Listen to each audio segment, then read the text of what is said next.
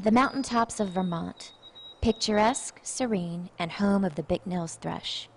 During our warm summer months, these birds live and breed in high-elevation balsam fir forests here in Vermont. The Bicknell's thrush is elusive and difficult to study, and there are only an estimated 100,000 individuals left. In an effort to protect this species and other migratory songbirds in this vulnerable habitat, a group of biologists has been working to uncover the secrets of the life history of this unique bird. This was a rare species we knew that had a very restricted breeding range in the mountains of the Northeast and a little bit of Canada, and that we knew essentially nothing about it. So they set out to discover what they could about the Bicknell's thrush. What was its lifespan? What habitats did it use to live and breed? How many were there, and were they in serious conservation trouble? Little was known about this elusive passerine. So we've been studying songbirds up here for almost 20 years now. It takes about that long to really understand the demographics of the bird. Every summer, Chris Rimmer, Kent McFarland, and other biologists with the Vermont Center for Ecostudies have spent much of the month of June atop Mount Mansfield, prime habitat for this songbird. In order to study and monitor this species, they have to band, then collect data on each individual bird. But first, they have to catch them. Mist netting is an efficient and safe method of capturing birds, which allows for a close-up look at each individual. Long nets are strung up through forests and along trails. These nets are invisible to the birds, and as they dash through the woods, they fly into the nets and become tangled, but are not harmed.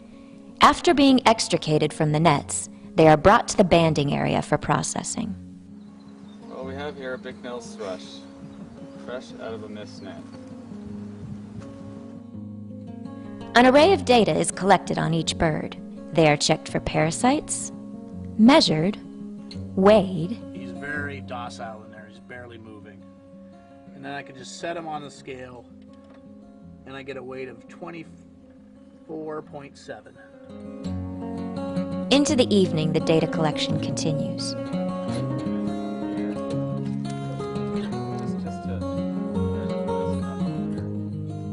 Even toenails are clipped and collected for chemical analysis. I'm going to clip about a millimeter or less of toenail off of it as a sample for chemistry.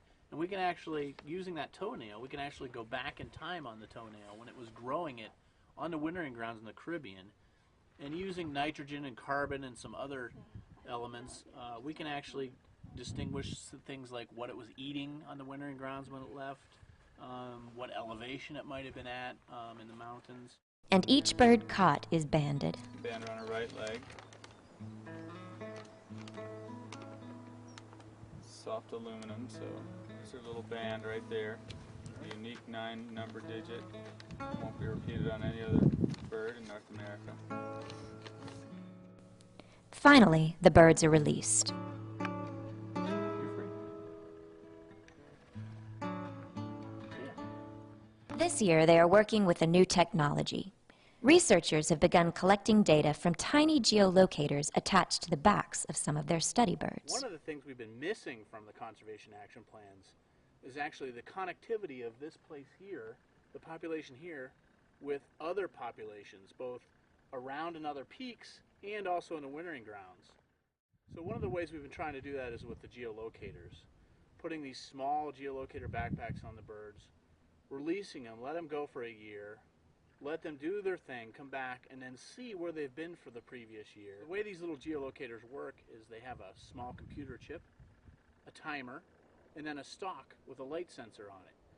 And so we're able to actually record every day, sunrise and sunset. And with that, we can really understand where the birds are going and what habitats they need besides here at the mountain. Through the use of geolocators and other technology, they have discovered that the annual migration of this small bird is nothing short of spectacular. Every year from May through September, the Bicknell's thrush lives and breeds in the mountaintops of Vermont. As the cool weather approaches, they head south, an amazing migratory journey that takes them all the way to the islands of the Caribbean. It is here that they spend their winters until spring arrives and spurs their journey back to the balsam fir forests of the Northeast.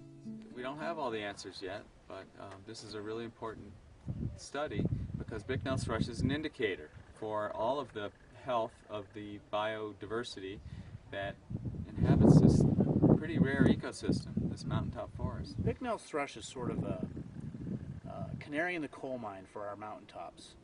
If the Bicknell thrush population is healthy, our mountains are probably pretty healthy environmentally. With nearly 20 years of data collected, these scientists have learned a great deal about their elusive subject. And while the project is challenging and the work conditions at times trying, Chris and Kent both feel there is much to discover about the Bicknell's thrush and the mountaintop habitats in which they live and breed.